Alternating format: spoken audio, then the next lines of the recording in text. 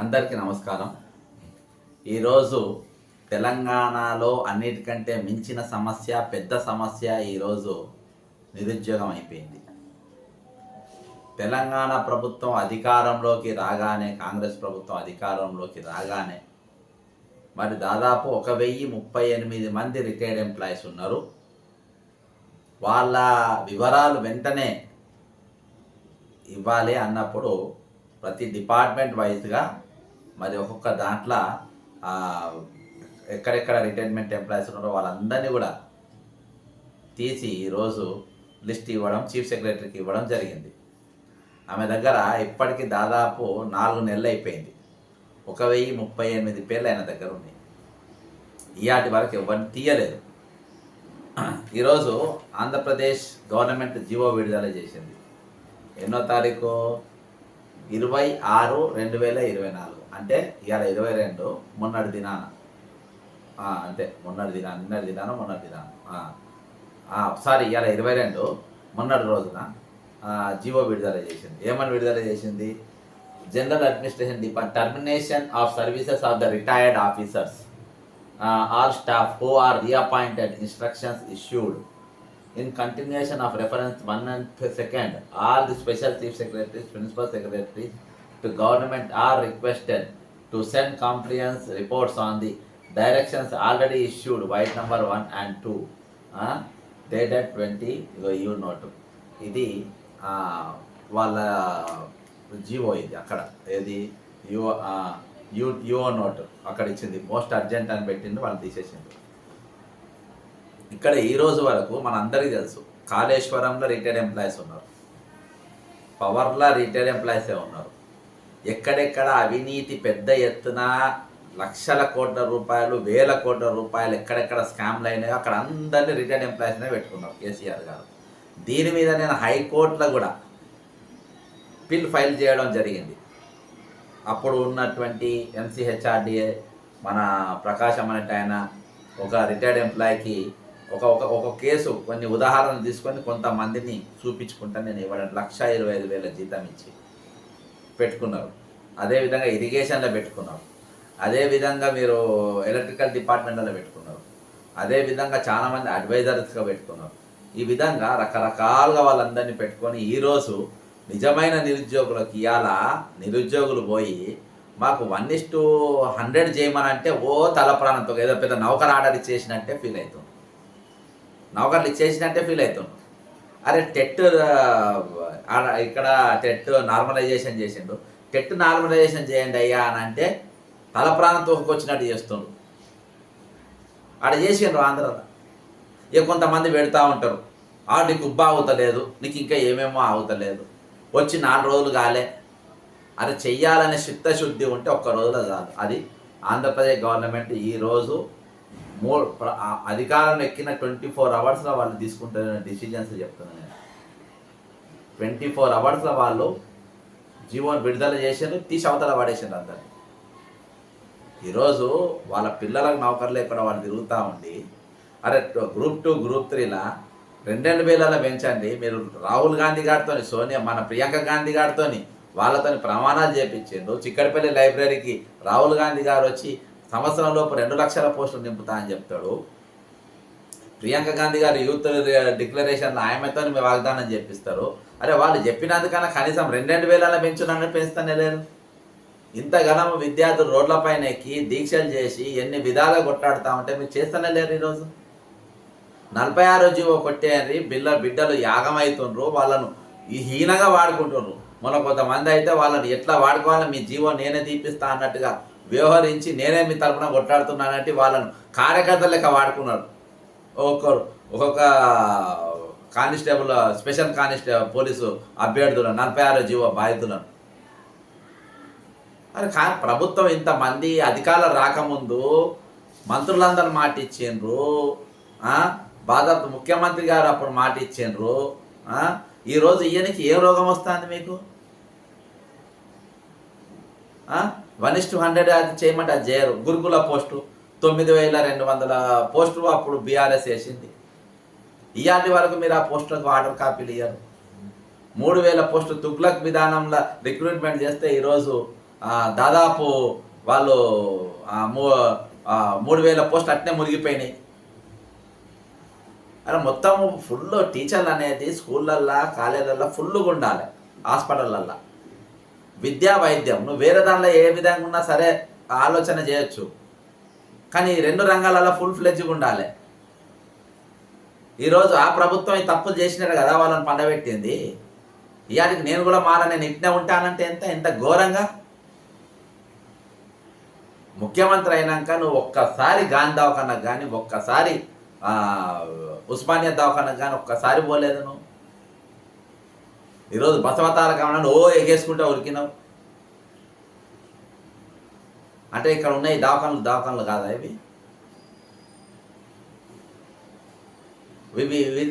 ఇలా full ఫ్లెజ్గా staff ఉండాలి, ఇలా ఫుల్ స్టేజ్ అప్లై సర్వీస్ ఇస్టోర్లు ఉండాలని లేదా? వరంగల్ ఎంజిఎంలో 6 గంటలు కరెంటు బ్యా.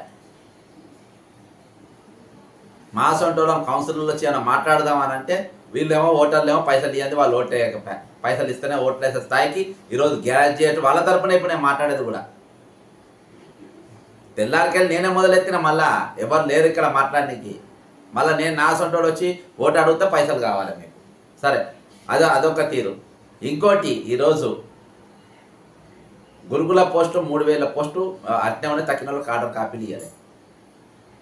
కాబట్టి ఈరోజు ప్రభుత్వం, ముఖ్యమంత్రి గారు మీరు వెంటనే ఆలోచన చేసి ఈ ఖాళీలు ఉన్న పోస్టు డిపార్ట్మెంట్ వైజ్గా మీరు రిపోర్ట్ రివ్యూ తీయడం ఒక ఎత్తు. ఎన్నెళ్ళ ఖాళీలు ఉన్నాయి, ఎన్ని ఖాళీలు ఉన్నాయి ఈ 33 జిల్లాకు అనుగుణంగా. నేను ఆల్రెడీ మీకు ఒక లెటర్ ఇచ్చిన, చీఫ్ సెక్రటరీ గారికి కూడా ఇవ్వడం జరిగింది. 2,77,317 పోస్టులు ఉన్నాయని చెప్పిన. డిఎస్సి పోస్టులు మీరే 20,000 ఇస్తామని చెప్పి మేనిఫెస్టోలో చేసిండ్రు. 33 పేజీలో చూసుకోండి. ఇంకో 5,000 కలిపి మెగా డిఎస్సి విడుదల చేస్తే అన్ని స్కూళ్ళల్లో టీచర్లు ఉంటారు. ఎగ్జామ్లో రేవంత్ రెడ్డి గారు ఒక స్ట్రేట్ క్వశ్చన్ అడుగుతున్నా. ఈరోజు మీ దాంట్లో మీ ఇళ్ళలోనన్నా ఎవరైనా డిఎస్సి రాస్తుంటే ఒకసారి పిలిచి అడుగు వాళ్ళను. నెల రోజుల టైం ఇచ్చిన, నెల రోజుల నువ్వు డిఎస్సి రాయగలుగుతామని ఒక మాట అడుగు వాళ్ళను. ముగ్గురు నలుగురితో డిఎస్సి అప్లై చేసి వాళ్ళతో చెప్పి మాట్లాడి ఇంటర్వ్యూ కూర్చోబెట్టి. కేటీఆర్ తీసుకున్నాడు చూడు, ప్రబలిక చచ్చిపోయినాక వాళ్ళ తల్లిదండ్రులు కూర్చోబెట్టి, మా బిడ్డ ఒకళ్ళను ప్రేమించింది కాబట్టి చచ్చిపోయిందని చెప్పి తల్లిదండ్రులు నువ్వు కూడా చెప్పి ఒక 4-5 కూర్చోబెట్టి, లేదు మాకు నెల రోజులు చాలు, నెల రోజులు మేము సిలబస్ వదిలేస్తాం, ఏది రోబో సినిమాలో వాళ్ళు ఇట్లా చదివినట్టు చదివేస్తాం అని చెప్పేసి చూపి, రోబోలు తప్పే వారు రాయలేరు, ఇట్లా చూపి ఇట్లా పరిస్థితి మొత్తం చదివినట్టుగా. అరే ఇంత దారుణమా? నెల రోజులలో ఎట్లా ప్రిపేర్ అవుతారు చెప్పండి మీరు? అంత సిలబస్, డిఎస్సి సిలబస్. కాబట్టి దానికి సమయం ఇవ్వండి. మీరు అన్ని ప్రశాంతంగా కూర్చోండి. దేనికి కూడా నేను ఏమన్నా చేయగలుగుతా, నేను ముఖ్యమంత్రిని, నా ఇష్టం వచ్చినట్టు నేను చేస్తా అనే తిరిగి మీరు ఆలోచించకండి దయచేసి చెప్తున్నా. నిరుద్యోగుల తరపున మీకు వేడుకుంటున్నా. నేను నా కోసం కూడా అడుగుతలేను. నేను నా కోసం నేను ఏ రోజు అడగా, నేను బాధపడే ఏ రోజు తన లైట్ తీసుకుంటాను. నేను నిరుద్యోగులు ఒక్కొక్కల పరిస్థితి నేను చూసి నేను చెప్తున్నా. ఒకసారి అశోక్ నగర్ చివరసా ఒక్కొక్క రూమ్లో ఎంత మంది ఉండో కనబడతారు. పుట్టినరోజులకు ఇళ్ళలో పోకుండా ఫోన్లు మాట్లాడకుండా చదువుతున్నారు. ఒక్కోడు టైంకు తినకు. చిక్కడపల్లి లైబ్రరీ పోయినాక రాహుల్ గాంధీ ఒకసారి 5 రూపాయలు అన్నం చూపించారంట రాహుల్ గాంధీకి. వీళ్ళు ఏ అన్నం తింటుండ్రు అని ఇంట్లో చెప్పుకోలేక. రామకృష్ణ మఠంలో ఫ్రీ భోజనం పెడతారని 5 రూపాయలు లేనోళ్ళు ఫ్రీ భోజనం కూడా తింటారు. 5 రూపాయలు ఉండే అంటే 5 రూపాయలు లేనోళ్ళు కూడా ఉన్నారు. రేవంత్ రెడ్డి గారు 5 రూపీస్ లేనోళ్ళు కూడా ఈరోజు ఉన్నారు. అశోక్ నగర్ దగ్గరకు వచ్చి మీరు చూడండి, తెలుస్తుంది. దిల్సుఖ్ నగర్, ఎల్బీ నగర్ అని పోయి చూడండి ఒక్కొక్కల పరిస్థితి ఎట్లున్నదని తెలుస్తుంది, మీకు అర్థమవుతుంది. ఆవేదనతో చెప్తున్నా నేను ఈరోజు మన అధికారంలోకి వచ్చినట్టే నాకు చెప్తున్నా కదా, నాకు రాజకీయాలు అవసరమే లేదు. నేను ఇయాడి దాకా ఒక్క మంత్రి దగ్గరగా నాకు అందరు మంత్రులు గుర్తుపడతారు. నేను రివోక్ కావాలంటే పెద్ద పనే కాదు నాకు. కాంగ్రెస్ పార్టీకి నా సస్పెన్షన్ ఎత్తేసుకోవాలంటే నాకు పనే కాదు అది. ఇవాళ కూడా చెప్తున్నారు రేవంత్ రెడ్డి గారు, మీరు సస్పెండ్ చేసిన అనుకుంటారు, కానీ నా సస్పెన్షన్ ఎత్తేయడానికి నేను వారం రోజులు ఢిల్లీలో కూర్చుంటే అది ఎట్లా రావాలో నాకు అట్లా వస్తుంది. నేను దానికి కూడా నేను పెద్ద ఫరక్ పడతాను, లైట్ తీసుకుంటున్నాను. నేను ఇవాళ వీళ్ళతోని ఉద్యమాలు చేసినాం, వీళ్ళతో తిరుగుతున్నాం, వీళ్ళతో మేము ఛాయ్ తాగుతున్నాం, వీళ్ళతో షేర్ చేసుకుంటున్నాం. నా ఫోన్ ఇప్పుడు నేను ఫ్లైట్ మోడ్లో పెట్టి వీడియో చేస్తున్నా.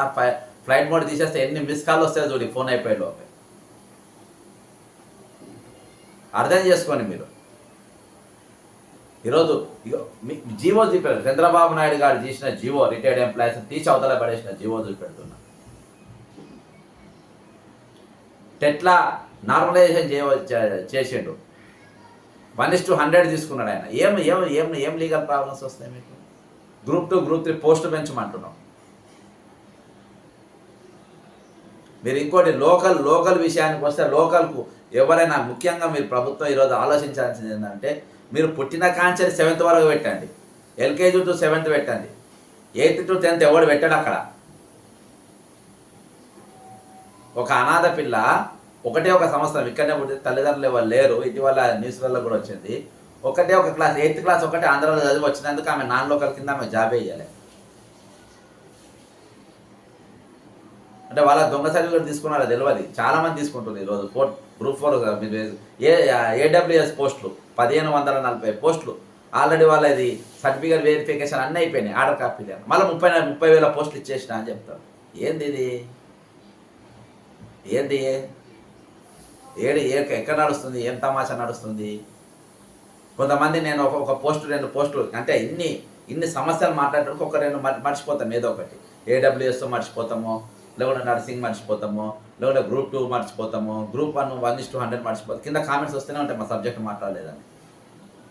అంటే అంత వాళ్ళని తప్పుపట్టు కాదు, పరిస్థితి అట్లా ఉన్నది, మా గురించి ఎవరు మాట్లాడతారా అని. చాలామంది టెట్టు మీరు తప్ప ఎవరు మాట్లాడతారు. దాదాపు 7,000 మంది రోజు డిఎస్సికి అప్లై చేశారు. ఈరోజు బయటకు వచ్చి కొట్లాడే పరిస్థితి లేదు వాళ్ళకు. బయటకు వచ్చి నిరసన చెప్దాము, మా పోస్టులు పెంచండి, మాకు డేట్లు పెంచండి అని అడిగే పరిస్థితి లేదు. ఎవరి సమస్య వాళ్ళకు ఉన్నాయి. దీన్ని ఆచారా చేసుకొని ప్రభుత్వం ఇష్టమని చేస్తారంటే నడవదు ఇక్కడ. రేపంచది ఉస్మానియా యూనివర్సిటీ దీక్షలు కూడా అవుతున్నాయని చెప్పి తెలిసింది. కాబట్టి ఒక 6 నెలలలోపు నేను నాకు ఊహ తెలిసిన వరకు ఈ 34 సంవత్సరాల రాజకీయాల అనుభవంలో ఏ ముఖ్యమంత్రి మీద కూడా 6 నెలల వ్యతిరేకత ఏ ముఖ్యమంత్రి మీద రాలే. వితిన్ 6 months ఆ చరిత్రను తిరిగి రాసుకున్నాం. ఇండియన్ నేషనల్ కాంగ్రెస్ కూడా ఒక స్టార్ వార్స్ నేసేది, ఒక స్టార్ వార్స్ ముఖ్యమంత్రి నేసేది. ఈరోజు స్టార్ వార్ కదా కనీసము క్యారెక్టర్ ఆర్టిస్టు స్టాండర్డ్ కూడా లేకుండా పోయింది ఈరోజు. అరే ఎంత మొత్తుకుంటే మీరు ఇచ్చిన మాటపై నిలబడని పరిస్థితులు ఉన్నారు ఈరోజు. ఎంత ఆవేదనతో ఉన్నాం. ఒక్కొక్కరు మీరే స్టేట్మెంట్ ఇస్తారు, ఇద్దరిని మీరే తయారు చేయాలి, ఒకరితో మాట్లాడిపో వీళ్ళే తిట్టుకోవాలి.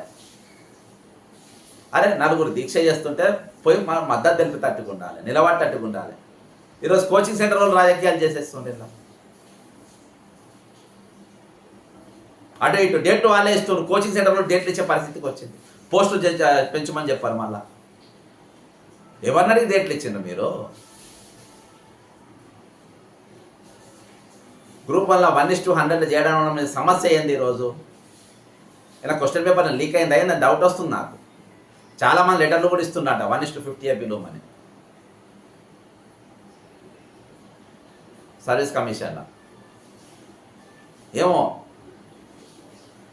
కాబట్టి నేను ఒకటే ఈరోజు ప్రభుత్వాన్ని విజ్ఞప్తి చేసేది ఏంటంటే, ఇవే 1038 పోస్టులు ఈరోజు రిటైర్డ్ ఎంప్లాయీ తెలంగాణలో ఉన్నాయి. పోస్టులు 1038. ముందు ఆ పోస్టుల సంగతి చెప్పండి.